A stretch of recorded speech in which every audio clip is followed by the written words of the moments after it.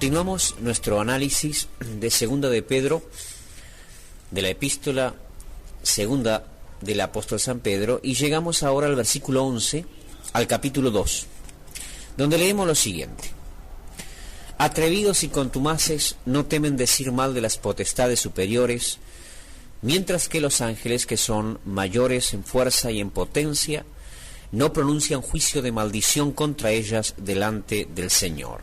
Pero estos, hablando mal de cosas que no entienden, como animales irracionales, nacidos para presa y destrucción, perecerán en su propia perdición, recibiendo el galardón de su injusticia, ya que tienen por delicia el gozar de deleites cada día.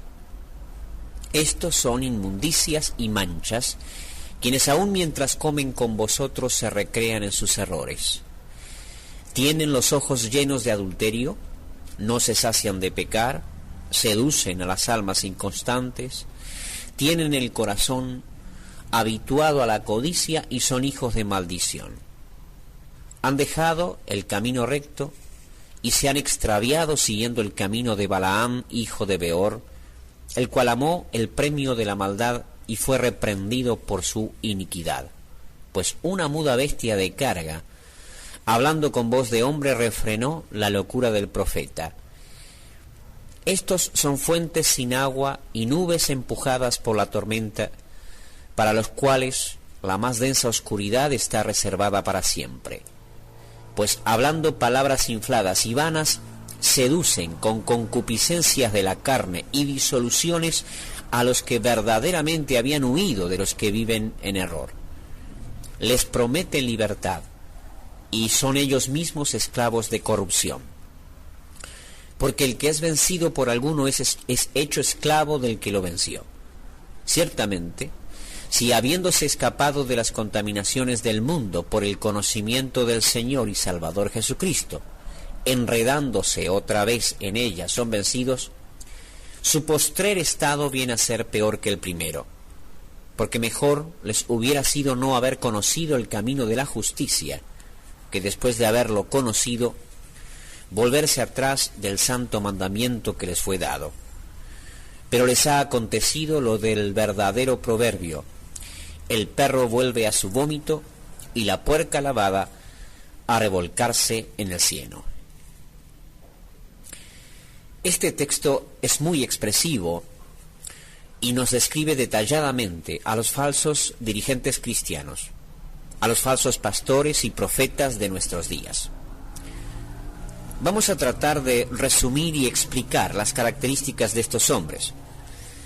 Probablemente usted podrá identificarlos en la medida en que vayamos analizando el texto. Básicamente podemos de este pasaje extraer dos o tres características sustanciales. La primera de ellas es esta: los falsos pastores, los falsos profetas y los apóstoles modernos son atrevidos y contumaces. En otras palabras, les falta humildad. Cuando escuchamos a más de un predicador popular de los que hay en nuestros días, notamos de inmediato que tienen esta característica. Justificamos ese orgullo o esa arrogancia de muchas formas, pero no deja de ser evidente. Basta escucharlos predicar o enseñar para notar que les falta humildad, que no tienen humildad. Me viene a la mente más de un nombre que no quisiera mencionar, pero usted sabe a quiénes me estoy refiriendo. Esa arrogancia, ese orgullo, se evidencia particularmente en su forma de abordar los temas espirituales. Dice el texto que por esta arrogancia estos hombres no temen insultar a las potestades superiores o a los seres espirituales. Se dice más adelante que blasfeman en asuntos que no entienden, o como dicen nuestras versiones de la Biblia, hablan mal de cosas que no entienden.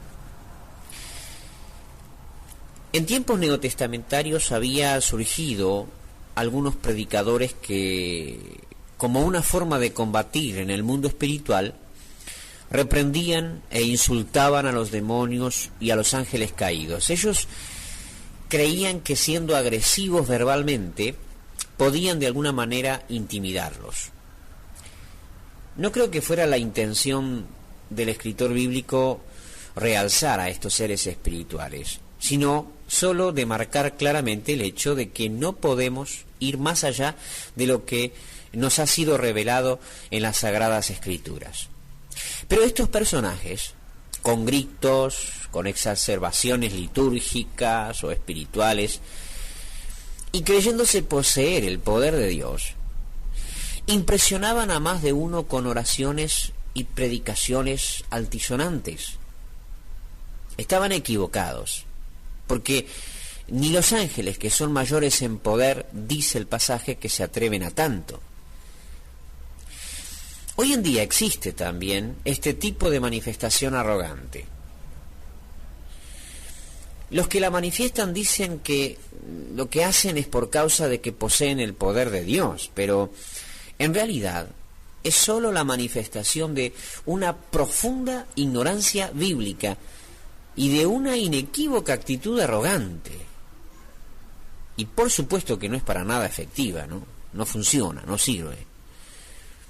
Los falsos pastores, los falsos profetas y los apóstoles modernos son así, sin embargo. Dicen poseer un don especial, una altura espiritual especial, una condición superior a la del resto de los cristianos, que de alguna manera les permite combatir en el mundo espiritual de una forma que los otros cristianos no podrían hacerlo nunca. Y a eso le llaman actualmente cobertura espiritual. Pero tenemos que entender algo, que todo eso no es más que arrogancia y presunción. Recuerde que Jesucristo venció a Satanás y a sus demonios en la cruz del Calvario y otorgó la libertad al creyente por medio de su sacrificio. Por lo tanto, no hay necesidad, ni es correcto, el adoptar una estrategia de guerra espiritual arrogante y presuntuosa como la que están adoptando estas personas. Tenemos que limitarnos a simplemente someternos a Jesucristo y no escuchemos las palabras arrogantes de los que se dicen ser nuestra moderna cobertura espiritual. Los falsos pastores, los falsos profetas y los apóstoles modernos son también personas que tienen por delicia el gozar de los deleites cada día, dice el texto. En otras palabras, entienden que por ser creyentes, que por ser hijos de Dios, se debe vivir a lo grande, disfrutando de la vida y por supuesto siendo prósperos y siendo bendecidos. Y no hay nada malo en ser próspero y ser bendecido, pero este énfasis en particular, que lo vemos en la teología de la prosperidad, surge no de la Biblia, sino del deseo de disfrutar de los deleites cada día. Hay en nuestros días, como en tiempos bíblicos, una actitud sensual en muchos cristianos, una actitud sensual. Y los falsos profetas, los falsos pastores y maestros hacen particular alarde de esta sensualidad. Viven en casas lujosas, ¿sí? Manejan automóviles caros y visten las mejores ropas, con el argumento de que eso es la voluntad de Dios, que Dios quiere que sus hijos vivan a lo grande. Pero esto es mentira, ¿entiende? Esto es mentira, es una mentira. En realidad lo que los motiva es la carnalidad y es la sensualidad. Mire, si no nos gusta el cristianismo, mejor dejémoslo, pero no queramos cambiarlo para que se acomode a nuestros bajos deseos. No hagamos un cristianismo a nuestra medida. En varios pasajes del Nuevo Testamento se afirma que no tenemos que procurar enriquecernos, que no debemos buscar vivir la vida a lo grande, sino solamente ser obedientes a Jesucristo y vivir con humildad, aspirando a la eternidad y no aspirando a las cosas de este mundo. No podemos usar el Evangelio como forma de prosperar, porque eso no es la voluntad de Dios. Y por mucho que insistan los falsos predicadores que hay en nuestros días, eso no es correcto. De hecho, con tener alimento y abrigo tenemos que estar contentos, como dice el apóstol Pablo, tenemos que estar satisfechos. Y tenemos que entender que procurar enriquecernos está mal, es equivocado. Y no nos hará bien, sino que finalmente nos va a hacer caer de la gracia de Dios. Esta sensualidad en la vida de muchos llamados cristianos les hace víctimas del pecado del adulterio. Sí, así como escucha. Les hace víctimas del pecado del adulterio. Nunca se preguntó por qué tantos líderes cristianos y tantos de sus seguidores caen con facilidad en el adulterio y en la fornicación. Nunca se preguntó. La respuesta es muy simple. El enfoque del cristianismo que ellos tienen está mal. Ese cristianismo sensual que practican es un error y corrompe las almas, destruye las personas. Ese evangelio materialista de nuestros días ha destruido más hogares y matrimonios y más vidas y ministerios que ninguna otra cosa entre los cristianos modernos. No procuremos disfrutar de la vida, procuremos aspirar a la eternidad, procuremos agradar a Dios y listo. Y eso no quiere decir, por favor, no me entienda mal, no quiere decir que no vamos a disfrutar de la vida. Claro que sí la vamos a disfrutar, pero eso no es nuestro principal objetivo. Nuestro objetivo es agradar a Dios, o por lo menos debiera serlo. El texto nos dice también que, el texto que estuvimos leyendo al principio, que los falsos pastores, los falsos profetas y los apóstoles modernos tienen además el corazón habituado a la codicia, siguen el camino del profeta Balaam. ¿Qué se quiere decir con esto? Ya lo hemos hablado el domingo pasado, yo creo que lo recordamos todos. Lo que los motiva es la codicia. Buscan ganar dinero con el Evangelio. Ellos han hecho del Evangelio un próspero negocio, y mientras los cristianos le entreguen sus diezmos y ofrendas a estos charlatanes, ellos van a seguir adelante con sus mentiras, porque les sirve, porque les es lucrativo. El profeta Balaam se sintió tentado a profetizar en base a lo que le pagaban, así de simple. Y los falsos dirigentes cristianos hacen exactamente lo mismo. Así que, mi hermano, no se engañe. Ellos lo que están buscando, ellos lo que quieren, es su dinero. Por eso le hablan tan lindo, porque buscan su dinero. No se conforman con ser pastores de una pequeña iglesia y vivir de su salario. Ellos quieren prosperar, quieren ser ricos, quieren ser poderosos. Eso los motiva, eso los impulsa. Si tuvieran que vivir como la mayoría de nosotros, entonces se les acabaría tanta soberbia y el poder espiritual que supuestamente tienen, lo terminarían perdiendo. Y vuelvo a señalarle, mire cómo viven ostentosamente y se va a dar cuenta qué es lo que realmente los está motivando. Bueno, el texto nos dice también que los falsos pastores, los falsos profetas y los apóstoles modernos tienen una forma muy particular de predicar. Pedro dice que hablan palabras infladas y vanas, que seducen con concupiscencias de la carne y disoluciones y que prometen libertad, aunque ellos mismos son esclavos del pecado. Recuerde estas características, porque le van a ayudar en el futuro a identificarlos. Créame. Porque sin duda cada día aumentan más y más estos falsos pastores y profetas. Bueno, vamos a ver cada una de estas características en su forma de predicar. Se dice que hablan palabras infladas y vanas, o sea que predican de forma altisonante, de forma presuntuosa, son excelentes oradores, sugestivos y seductores. La gente los ama porque predican muy bien, muy bien. pero así lo percibimos no porque digan la verdad, sino porque lo que dicen lo dicen bien. Prometen cosas grandes, proyectan cosas grandes y se muestran en grandes anfiteatros, tanto que no serían capaces de predicar en iglesias pequeñas. Invítelos a nuestra iglesia a ver si vienen. Pero sus palabras infladas son vanas, son vacías y no son efectivas. Como les dije, solo les sirve a ellos. La mayoría de los creyentes salen de esos cultos de poder muy emocionados, eso sí, pero en su vida diaria sigue todo igual. Continúan los pobres cristianos luchando contra los mismos problemas de siempre y tienen que volver a la semana siguiente a escucharlos para animarse otra vez. Estos predicadores no ofrecen realmente el evangelio que cambia la vida, sino una religión parecida al evangelio, pero que no produce frutos permanentes.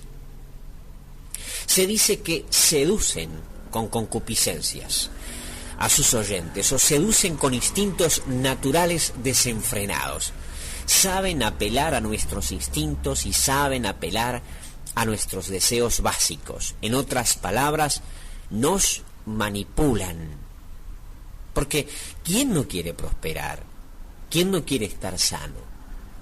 ¿Quién no quiere ser victorioso? ¿Quién no quiere ser alguien importante y todo eso? Pero qué tonto el que no se da cuenta que cuando prometen estas cosas están intentando manipularnos. Ellos realmente seducen. Nos ofrecen el mejor de los panoramas para que los sigamos. No predican el evangelio realmente, porque este no es del todo atractivo. Cristo nos pide que nos arrepintamos. Cristo nos pide que dejemos nuestros pecados. Cristo nos pide que vivamos sobriamente en este mundo, que tomemos nuestra cruz y sigamos en pos de Él. Y eso no es atractivo. Por eso estos charlatanes, porque eso es lo que son, charlatanes, apelan a nuestros más bajos o nuestros más básicos deseos e instintos de prosperar, de ser sanos y de tener éxito. Así que cuando le prometan estas cosas, abra bien los ojos, porque lo están intentando seducir. Y se dice finalmente que en sus prédicas estos hombres nos prometen libertad cuando en realidad ellos mismos son esclavos del pecado. Y para comprobarlo basta con contemplar sus vidas, y no solo sus prédicas y sus sermones, sino sus vidas.